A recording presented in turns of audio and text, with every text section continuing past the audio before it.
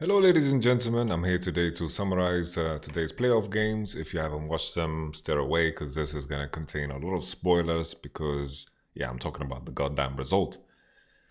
Let's begin. I think it was a crazy set of games. It was a very disappointing way for Origin to lose. I think the first two games were honestly just won in draft because I don't think Origin's draft gave them any options in the first two games. They were centered around scaling and it was kind of awkward. It was very strange to see. And then in the third game, there was a lot of room for proactivity and they executed well on it. I think Fnatic was very sloppy in terms of how they played around bottom side, which was very, very new to see because I heralded Reckless and Hylissang as, the best bot lane in Europe by a wide margin. But this time around, especially in the lane phase when they played the Senna 4 times in a row, of course it changes things. It's only in the kind of the idea of playing Senna, right? Nothing else. It's the idea of playing Senna. They were honestly struggling. Game 4, they died on lane 2v2 when Xerxes was ganking top. The worst thing you can experience as a top laner is when you're getting ganked on top and you're dying into the GP that you want to kind of snowball into and you want to kind of make sure that the GP doesn't build the lead. You want to play your lane because your Aatrox and GP scales well. Xerxes kills you. 2 times it happened. And then at the same time, Fnatic's bot lane is dying 2v2, right? That was absolutely crazy. I wanted to take a look at the draft just so you guys know exactly what I'm talking about. Here we have the first game's draft, right? So we had Kalista ban every game, Karthus ban, something that is specific to Origin. You ban Karthus against Origin. I was surprised to see Senna first pick over Ornn, but the key thing about Origin is that they don't play Ornn top. Almost instantaneously, when Origin is picking Ornn, they are sending it into mid lane, which is, in this case, a mistake because already from the get-go, we have a lot of top lane bans. Pantheon is out, Sett is out, Renekton is out. When these champions get banned and you go into top lane in the second stage of the bans, then Ornn top becomes better and better. Ornn top is fantastic here, and this is something that you need to consider. Senna, enemy picks Ezreal. Ezreal Yuumi naturally makes sense because most of the time you see Senna and Tahm Kench. This is where Fnatic showed off the Senna Zilean technology, which was a very good punish against Ezreal Yuumi because I think Senna Zilean honestly scale better than Ezreal Yuumi because the Zilean ult is so oppressive to deal with, especially when you don't have the experience. When a team picks up Zilean and make it work, that is the team that is going to be the best at using Zilean, and all the other teams don't have the experience of dealing with Zilean, especially this team composition. This team composition has so little burst because Yasuo Windwall, which is honestly the strongest spell in the game that isn't an ultimate in my opinion. Yasuo Windwall is so good against the enemy team, there is no burst, and Zilean is going to keep Zac and Yasuo alive here, right? So from the get-go, to summarize, Rakan ban, Pantheon ban, Sett ban, targeted specifically against Fnatic, massive strength for Fnatic, right? These are 3 bans that make sense. Senna gets first picked, you go for Ezreal Ornn, which means already from the get-go you're going to be quite passive unless you're willing to put Ornn topside because Sett is banned. Ornn is supposed to be the flex pick that is supposed to give you good matchups. Yasuo gets locked in, Windwall good against Ornn, Yasuo Gragas. Ornn can maybe survive it because he's unstoppable because of the W. But Yasuo is going to have prio in this, and you remember Caps against Damwon, he was just pushing the wave and controlling the game. In this game, Yasuo was just pushing the Ornn in, and eventually they were going for those top dives. Yuumi gets locked in, another champion that Yasuo is very happy to play into. Gangplank 4th pick, makes it easy to blind pick Zac here. Zac, Trundle was the last pick, jungle last pick is kind of odd. I think Ornn top, you keep the flex and you pick jungle here, completely fine. There is, option of going, for example, Jarvan here. You have option of playing Lee, but Lee is something that Xerxes hasn't played too much.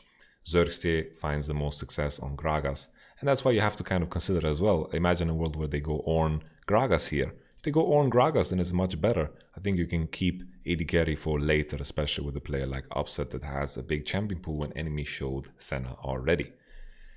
Anyway, we continue. Zac against Trundle. Trundle is fine into Zac, but it wasn't impactful enough. Trundle honestly can't play with any of these lanes. Gangplank top is really odd. Yasuo Gragas can just pressure mid into top side and all is good. The key thing here in this game, if you take a look back at it, Nemesis made a mistake and burned his flash. When he lost his flash, That was an opportunity for OG to create some kind of a snowball, because Ornn and Trundle have some kind of synergy with the pillar, and then Ornn eating into it, and then maybe you can find a 2v2. It didn't happen.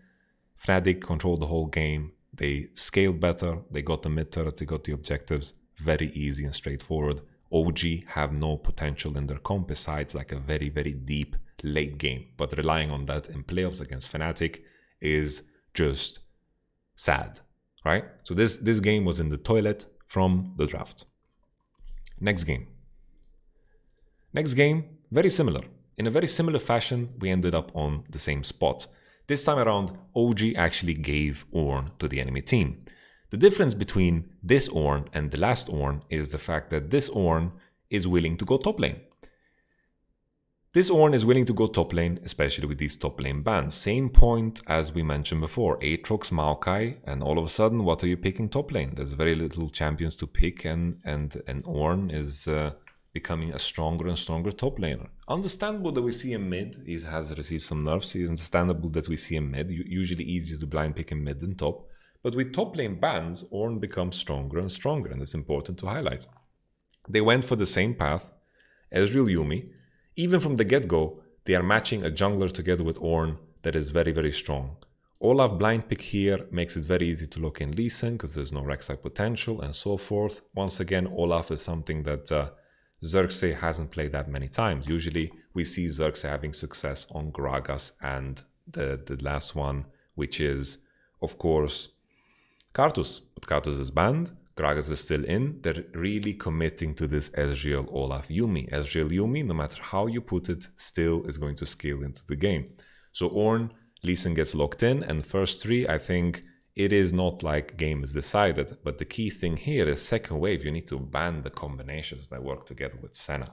Come on. You just lost against the Zilean. I think it was very greedy in the first place to go for it. I think even Senna could be locked in with Zilean already here on third. If you want to keep it, because you know an enemy has Ezreal, you're going to have a strong lane regardless, because Ezreal is not that oppressive, especially against Senna.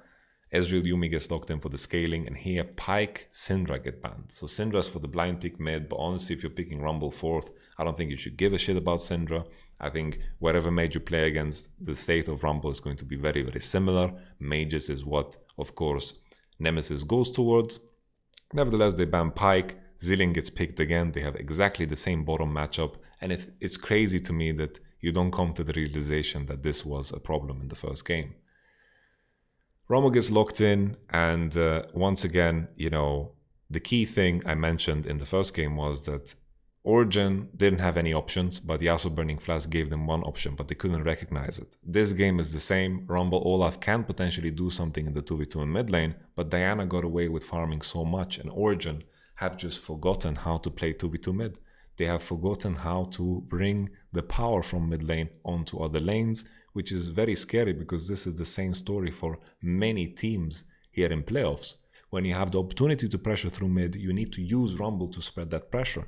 G2 in their game against Mad Lions, the one of the games that they won was with Rumble pressuring the whole map using the Prior together with Jarvan. This is something that I was hoping to see in this game too. But the tricky thing once again is, even if all of Rumble pressure into side, the setup is very weak with Ezreal Yuumi and also Gangplank. So just the side lanes are once again following the line of scaling. OG don't know how to pressure through mid lane. Most of the time Nukeduck is just fending for himself. And once again, Fnatic just have the better draft. They get the Senna Zilean, they have the Diana in mid lane, and then if this goes even for more than 10 minutes, Diana's going to begin to win sides. She's going to win against Rumble super hard because a lot of Rumble matchups shift. Rumble is an early game champion. If he doesn't get a lot of value, a lot of champions are going to begin to become stronger than him unless Rumble has some monster setup. In this game, he doesn't have a monster setup. Zilean E is honestly the counter to the whole team comp of Origen. Origen is all about catching people with axes and Yuumi ult and Rumble ult, and then Zilean E just E whatever target is in danger, and he just goes out of any danger. Zilean is so powerful against all of the picks that Origen have, and you just have to question the second wave bans here, that Zilean gets through again, and maybe you just ban Zilean, and of course Tahm Kench and it would be better. Of course, I'm sitting here in hindsight and talking about all of this, and you know, in the spot, I think naturally, if you lose a game against Zilean like that, you just continue with the ban. I would be very scared to play against it again because I don't think anyone has experience against it. I think this is a bit of arrogance here, but of course, it's a team decision. We don't point any fingers. Gangplank gets locked in. Gangplank into Ornn is okay, but we mentioned before, Ezreal, Yuumi, Gangplank, your side lanes, you can't really pressure that hard, and it was easy for Fnatic to wait for their timer where they're stronger. They got aced. You know, there was a fight around bottom side where Origen got aced, and after that, Fnatic composition was just too strong. They got the Herald, they broke the mid turret, and Zilean, when he's ahead and he has space to push, he pushes the wave instantly and he moves around the map so freaking fast. When Zilean snowballs, it's almost impossible to get back into the game, because usually the way you get back into the game is you get like a pick, you get like a catch, you get something going for yourself. But Zilean makes that next to impossible. The Zilean is more oppressive than almost anything else when you're ahead, especially when you can just stay in mid lane, one shot the wave. It's impossible to catch him. He can be very greedy, and they just control the whole map. Very beautiful play from Fnatic, 2 games straight. Next thing, right? Next game. Oh, oh shit, you guys didn't even see the draft. My goodness. Did I screw up? Jesus. Did I screw up? Maybe I did. Honestly, I can't re-record this. I am running short on time. This was the draft I was talking about, guys. This was the draft I was talking about. I should have double checked. I'm so sorry. I don't know how it turned out. I'm just gonna trust that it works. Kick W. Here's the next draft. So this, all of a sudden, Origen flipped the script. They banned Ord on red. They didn't want to pick it. I think maybe they could consider picking it, but they just had the thought process, locking in Aphelios, Gragas, 3rd pick Super Bowl, because Destiny doesn't have the big champion pool, right? Senna gets locked in again. Aphelios, Gragas is the answer. Ornn is out. All of a sudden, the flex picks are not there, right? Fnatic's 2 and 3 isn't the strongest in the game. In reality, they should look to pick Tampkins here as they did in game 4, because now Senna going into the second wave, the bans came out, and Trundle, playing Trundle against Aphelios Thresh is very, very bad. The key pick here for Origen, which you could see in my review, I was calling Thresh needs to be locked in here. If they don't have Thresh, he's going to be in danger. Thresh solves all the problems of Aphelios, of lack of mobility. For Gangplank ult, for Olaf, for Senna, everything gets solved with Thresh. So Thresh is a key pick here on 3rd. Very important. Gangplank is blind picked for, of course, Fnatic, and then Azir Trundle, which is so crazy because here we have the opposite situation where OG have all the setup in the world to look for fights around mid, look for fights on 2v2 in mid lane. They can force fights on bottom with Gragas and Thresh and Aphelios roots and so forth. Top lane setup is also pretty cool with the Maokai Gragas, but most likely you don't want to play into that lane because, you know, Gangplank, you know, is going to be fine in the matchup regardless. And then Qiyana, of course, with Azir setup. So in this game, you know, in most Origen games, when they are successful in the early game, it is usually ganks through side lane. It's not through mid lane. Qiyana was left alone against Azir, and then she had like this job of just kind of running around on the map. This game was quite the cocktail. I think we reached a point early on in the game where the game was just broken. The game was broken, and Fnatic tried to cocktail as much as possible in order to gain a victory by trying to confuse Origen as much as possible. Origen secured the early Drex, they secured the early Prio, bottom. You know, the key thing here was Selfmade did some pathing into top side. They tried to punish Maokai, but Maokai played very smart. Alphari played super smart around the gank, was very patient, and Trundle was the opposite. So basically, GP pushes Maokai, right? So GP can control the first 4 levels of how the wave goes, right? He can control it. He's going to push in the first one. He bounced on cannon, based, came back with the Sapphire Crystal, and then it's Maokai that needs to make the wave crash into GP's tower. Olaf was in the position, so Maokai couldn't make the wave crash, which means Maokai is going to lose CS because the wave is freezing and he can't walk up. Same exact thing happened on bottom. Thresh and Aphelios are stronger than Trundle and Senna level 1, of course, because Trundle is just a cannon minion without a cannon. He's just walking around. He's just a ball of flesh, right? So Thresh and Aphelios did the same thing. They bounced on cannon, and then the wave came into them. And then the key thing was Olaf was top on the bounce, and Gragas was bottom on the bounce. Trundle was losing CS because he's a melee champion, he has double range. He can't walk up with the wave. With the wave is supposed to be a strength for you. Because if you are in the lane 2v2, having more creep is supposed to be an advantage. But if the jungler is there to compensate, it is just meaningless. Trundle tried to break the freeze, he burned his flash, and then he walked back in, and the Predator wasn't even off Gragas before he went back in. So he died, Rekkles burned summoners, and then we had a fight around mid lane, and then just Trundle being legit, he was 50 CS behind in this game. Because if you fall behind with a Senna and a melee champion, it is very hard to recover because you're a melee champion that wants to last it. You're going to lose so much HP when the Aphelios gets a BF sword and so on. So it's very important that you don't make mistakes like this, and OG managed to snowball this all the way. They managed to get the Drakes, and then there was this position where Fnatic, even though they have some key picks here that can scale good in some games, Azir, it's very awkward to itemize Azir here. He's playing against a Maokai, Qiyana, a Gragas. These are champions that can deal with Azir if they just throw their ults on him, they root him, he can't buy QSS, he needs to go... He goes Exos in the matchup against Qiyana. He's not that monster scaler that is going to 1v9 when Aphelios is super strong too. So that's the key thing to highlight here, that GP and Azir, they scale good, but in this particular scenario, I think they scale worse than you could imagine, because Maokai, Qiyana are good at dealing with Azir. They covered the flanks, especially because OG controlled that entire early to mid game, so all the turrets are down. So there's a lot of space to flank Azir in. Fnatic recognized this in-game and they tried to squeeze out a victory by just trying to sacrifice themselves to push waves. It slowed down OG approach because they were trying to always match and they were running around Fnatic, and they managed to kill Selfmade, I think, like 13 times, which was cool. But all in all, you know, it's still, like, in my opinion, a massive draft victory for OG. And then the last game, all of a sudden we have drafts that kind of, you know, there's options for both teams. There is the Thresh Aphelios on bottom again. They can pressure into Senna Town. They can set up ganks, which is cool. And then you have the Gragas jungle together with the Aatrox. Rek'Sai is strong early together with Rumble. I kind of thought the Rek'Sai pick was ugly, you know, but it kind of worked out because they managed to kill Aatrox many times. Aatrox was left to fend for himself. Selfmade had a horrible game. This was Selfmade, one of Selfmade's worst games, honestly, because he got heavily out-jungled in the early game. He got pushed out by Rek'Sai, and Xerxes played a beautiful early game. Honestly, whole OG played a beautiful early game, except Nukta, because he gets left on his own. Cassio, you don't pick Rumble to just lane against Cassio.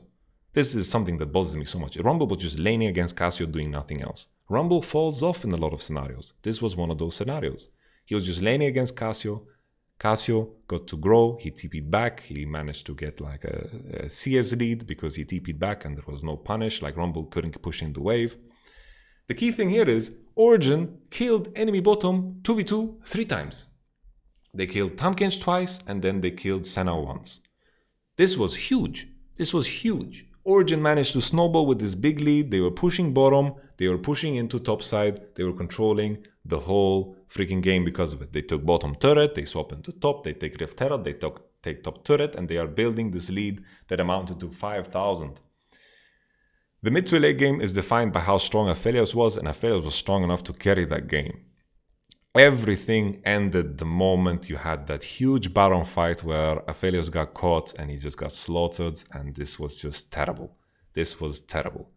Absolute disaster, guys. It was awful. He got landed in, and then he got Gragas battled, and he was left to die, and Bwipo popped the fuck off on Aatrox.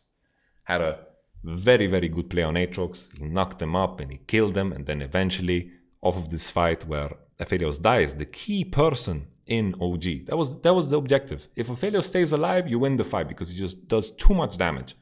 And it was awkward for Fnatic to force fights because their composition is not about forcing fights. And all of a sudden, when they got the Nashor, their composition could play the way they wanted to play. If the enemy is forced to rush into you, you're going to be at a significant advantage because Cassio kites, Gragas kites, Tahm kites. Every champion in the game is always happier if the enemy runs into you. You can think of the biggest engager, Ornn or Malphite. If the champions are running into you, you're going to have a better time, right? So even in this particular case, sure, there are some ultimates that OG can put on, for example, Cassio's head because she was not playing Phase Rush, Conqueror for some reason, which I think was a mistake in this game. There are ways for maybe Origen to start a fight, but it's still a bit wonky, right? So the moment after this fight, Upset died, Fnatic got the Nash, they know how to snowball so well. They managed to get 2 inhibitors. They managed to catch Rumble under the turret. It was Bwipo once again getting a beautiful catch on Rumble. 2 inhibitors down, and all of a sudden the game was over. So to summarize, 2 games I think was just straight up lost in draft. Third game, OG switched up the draft. Fnatic responded kind of awkwardly. After the bans on supports, they kind of made the mistake of, they were playing Trundle into Thresh Aphelios. It was very awkward. 3 games were just awful drafts from either side. Origen was supposed to win the 4th game. Origen was supposed to win the 4th game, and the 4th game, in my opinion, was the game where the drafts were the closest. But they threw the game. They threw the game big time. They had the control 5k gold lead, Aphelios 3 items, and Aatrox finds the clutch. The clutch Q, boom. He found him. Senna ultimate, upset dies. All of a sudden, this composition can't do much.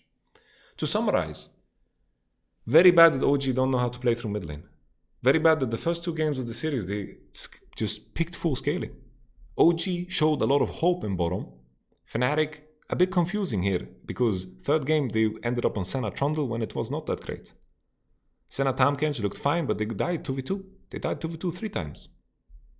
So there are some question marks here about Fnatic, because Fnatic didn't have crazy good play. First 2 games looked beautiful because Origen's draft was not that great and Fnatic played fucking well. They played fucking well. When they are in a position to snowball, they do wonderful. I don't want to take that away from Fnatic, because even in this game, they got Nash and they just closed it. Closed it. Eye of the tiger. Boom, they closed it. Fnatic, in terms of snowballing, stone cold. Early game, game 3, looked rough, draft problem. Early game, game 4, draft a bit more even, still. OG looked like the better team the first 10 minutes of the game. The question is Senna, Senna. Maybe Fnatic just overrated Senna coming into this series, and I think with the nerfs, I definitely think Senna is worse, and I think this is something that Fnatic should reconsider. In this game, this was the only game, game 3, where Rakan was open, and maybe there was some room to do something else. Okay, so I've been talking about this series for a very long time. I want to end on talking about Misfits versus Rogue. Misfits versus Rogue was very unique. It's a very unique best of 5. We've had 2 crazy best of 5 so far, and I don't think that this one is going to look similar at all.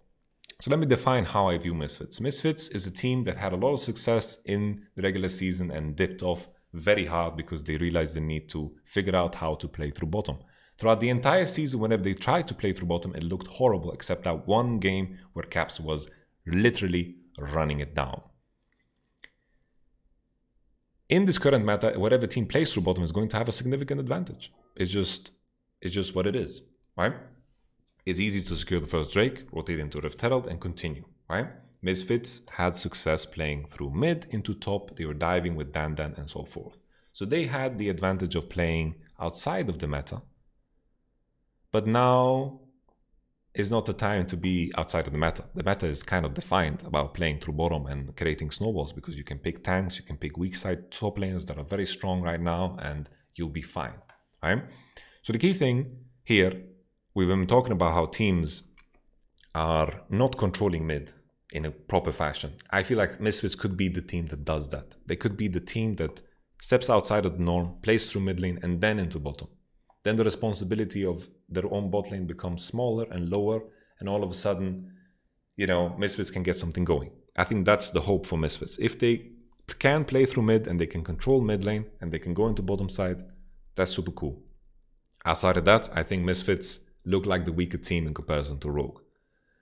Misfits just haven't shown any signs of being able to play through bottom. Last weeks of the regular season play, they didn't play that good around bottom when they tried. They looked very, very iffy online. That's also a question that is on everyone's mind. Maybe they are just playing worse when they're not playing online. The adrenaline maybe helped them when they're playing offline. And Rogue, in a very similar fashion, also kind of shit the bed in the last weeks of the LEC. So this is a very strange best of 5. But I favor Rogue because I think they are good against teams that are worse than them. I think Rogue have a good understanding of the basics, and they're able to play through bottom. They're able to play through top. They know how to close out games. Maybe Finn's champion pool is a question mark. I don't know if he practiced Maokai, Ornn, or whatever he's playing. The key thing about Rogue is they understand the basics, I think when it comes to gaining pressure and when there's multiple layers that you need to get through in order to create pressure, then I think Rogue struggles. So Rogue against Fnatic always struggled because Fnatic is the team that is willing to use TPs to gain pressure for other lanes. They are very good at spreading pressure. Oh, I'll use Hylissang will roam into mid in order to gain pressure mid and then send that back into bottom. I think when Rogue is playing matchups where they can push freely and then they can move around the map and they can kind of follow the basics well, then it's cool. But in a case where there is resistance, I think they kind of fall apart. They fall apart because I feel like they can't come together in order to pressure something together and then to reach the next step. For example, Vander inspired around mid lane, there's never like a 3v3 interaction around mid lane. I feel like this is missing. Usage of TPs and in general, just creative pathing from Inspired in order to impact the right lanes. When they get to play their game and they get to stick to basics, let's say Rogue is playing matchups where they get prio, and then they start doing the dives into bottom, it starts to look good and Rogue can finish games out. So I think Rogue against Misfits, I think they should be favored. Last weeks of regular season play, both teams showed very, very poor play. So this is up for grabs. This is a best of 5 that can definitely go either way because one team could have figured everything out. One team could have just not figured anything out. So it could be, you know, any result here. If you ask me to predict it, I'm saying honestly 3-2 Rogue, you know, 3-2 Rogue. But at the same time, I'm also seeing a world where one team 3-0s because the other team didn't figure out how to play the game. Both teams struggled playing online ever since the decision happened to play online. Both teams have looked rather iffy. But what we need to pay attention to is Misfits 2v2 mid. I think that can give them an edge. If there's not a lot of focus on that and then, you know, spreading that pressure onto side, I think it looks tricky. I think based off the track record of Misfits and talking to Amazing, he seems to understand the problems that Misfits had, especially when we had him on Euphoria. And I think that's a huge sign, huge positive that can definitely, you know, help. And I don't know if Rogue have the staff and the power to recognize their own flaws in their play, because I think you always need those players and those minds for the game in order to push you to the next level. Because the question is if Rogue has kind of peaked, you know, have they peaked with the information and the level of players that they have on their team? Could be, because the issues that I'm bringing forward are issues that most teams don't do, you know? They don't solve these issues because it's like an intricate next level of gameplay. And this is what I was focusing on in 2018 with Vitality. Our early games were very delicate, but they were very deadly, right? Something went wrong, everything went to shit, but we were trying to always play on edge because we were pursuing the perfect game, you know? Perfect early game in order to like squeeze every penny. And we were trying to like move everything around the map in order to secure this pressure. And I think Rogue understand the basic well, but when there's more steps in order to achieve that basic move of pressuring into bottom side, diving, then I think that's where Rogue struggles, and I think Misfits can strike in the mid 2v2. Rogue have strong individual players. I think some of them choked in bigger games. When I say choked, you know, I can't say for sure if they choked or not. It's more about that their performance looks worse when they're playing against a G2 or a Fnatic. And the players that I'm looking at specifically is Hans Sama and Larssen. I feel like they play a lot worse in the bigger games. I think they look like superstars in some games, and then they look like they're almost afraid in some other games. So this is something to pay attention to because we're heading into a big game, but I favor Rogue in this matchup. What do you guys think? This was a long video, 30 minutes, because we summarized the Fnatic OG series. I hope the little graphic that I pulled up with the draft is not too annoying. Sorry for the shit production value. If you watched all the way until this, then God bless you and God bless your soul. I'll catch you guys on the next video. Bye.